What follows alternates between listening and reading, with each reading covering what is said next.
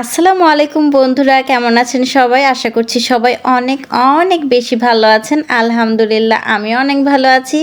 আপনাদের সবাইকে ওয়েলকাম করছি আমার নতুন আরও একটি ব্লগে। আজকে আপনাদের সাথে শেয়ার করব আমাদের সকালবেলার নাস্তা আর দুপুরের আর রাতের কি খাবার আমরা আয়োজন করেছি, সেইগুলোই আজকে থাকছে এই ভিডিওতে। তো আজকে সকাল সকাল আমি রুটি বানিয়েছিলাম, এরপর আমি ডিম ভাজা করেছি আর সাথে ছিল চা আর এই একটা মনে হয় ডাল ছিল। তো এই তো নাস্তা খেয়ে নিলাম, এরপরে চলে এসেছি দুপুরে রান্না করতে। আমি এখন শুটকি দিয়ে মিষ্টি কুমড়া রান্না করব। তো চাপা শুটকি দিয়ে আমি মিষ্টি কুমড়াটা রান্না করব, এই জন্য আমি প্রথমে পেঁয়াজ আর রসুনটা থেতো করে নিয়েছিলাম, তাহলে ফ্লেভারটা খুব ভালো আসে। এরপর আমি পেঁয়াজ আর রসুনটাকে হালকা লাল লাল করে ভেজে নিয়েছি। এরপর একটু পানি দিয়ে আমি স্বাদ মতো লবণ দিয়ে দিয়েছি, এই তো 1 চামচের মতো, 1 চামচের থেকে একটু কম দিয়েছিলাম।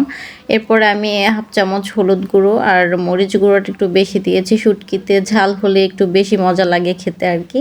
তো আপনাদের স্বাদ মতো আপনারা ঝালটা কমিয়ে বাড়িয়ে নেবেন।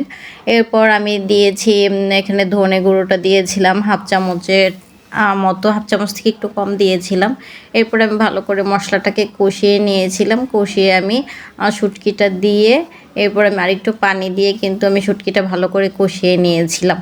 এরপর আমার মশলাটা যখন শুটকিটা যখন কষানো হয়ে গিয়েছিল, এরপর আমি মিষ্টি কুমড়াটা দিয়ে একটু পানি দিয়ে মিষ্টি কুমড়াটাও কষিয়ে নিয়েছি। দেখতেই পাচ্ছেন মিষ্টি কুমড়াটা কতটা সুন্দর হয়েছিল। এরপর মিষ্টি কুমড়া কষানোর পরে আমি আরও একটু পানি দিয়ে মিষ্টি কুমড়াটাকে ভালো করে জাল করে নিয়েছিলাম আর কি। তো এই যে দেখতে পাচ্ছেন আমার শুটকির এই মিষ্টি কুমড়ার তরকারিটা কতটা সুন্দর হয়েছে দেখতে, খেতেও কিন্তু ভারী মজা ছিল। আপনারা একবার এভাবে রান্না করে দেখবেন, সিম্পল হলেও খেতে কিন্তু দারুণ ছিল। এরপরে আমি একটা মাছের মাথা ভুনা করে নিয়েছি, রুই মাছের মাথা।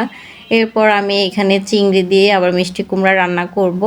তো শুটকিটা সবাই খায় না, মানে আমার হাজব্যান্ড পছন্দ করে না, এজন্য তার জন্য একটু চিংড়ি মাছ আর মিষ্টি কুমড়া দিয়ে আমি রান্না করছিলাম। তো এখানে আমি ছোট সাইজের চিংড়িগুলো নিয়ে নিয়েছি। প্রথমে যে নর্মালভাবে আমি হলুদ মরিচ ধনে দিয়ে পেঁয়াজটাকে কষিয়ে নিয়েছিলাম, মশলাটা কষিয়ে নিয়ে এরপর আমি চিংড়িটা দিয়ে দিয়েছিলাম। চিংড়িটাও কষানোর পরে আমি মিষ্টি কুমড়া দিয়ে একটু পানি দিয়ে ভালো করে কষিয়ে নিয়েছি, দেখতেই পাচ্ছেন। এ পর্যায়ে আমি অনেকটা পানি অ্যাড করে দিব ভালো করে তরকারিটা জাল হওয়ার জন্য। তো আমি এখানে অনেকটা পরিমাণ পানি দিয়ে দিয়েছি। এরপর আমি ঢাকনা দিয়ে ঢেকে দিব। তো আমি এই তরকারিটা একটু মাখা মাখা রাখবো, আপনারা চাইলে একটু ঝোল ঝোল রাখতে পারেন। মিষ্টি কুমড়া তরকারিটা আমরা একটু মাখা মাখা পছন্দ করি। তো আজকের ভিডিওটা এই পর্যন্তই, ভালো লাগলে লাইক কমেন্ট শেয়ার করবেন আর আমার পেজটা ফলো করে আমার পাশেই থাকবেন। আসসালামু আলাইকুম, আল্লাহ হাফেজ।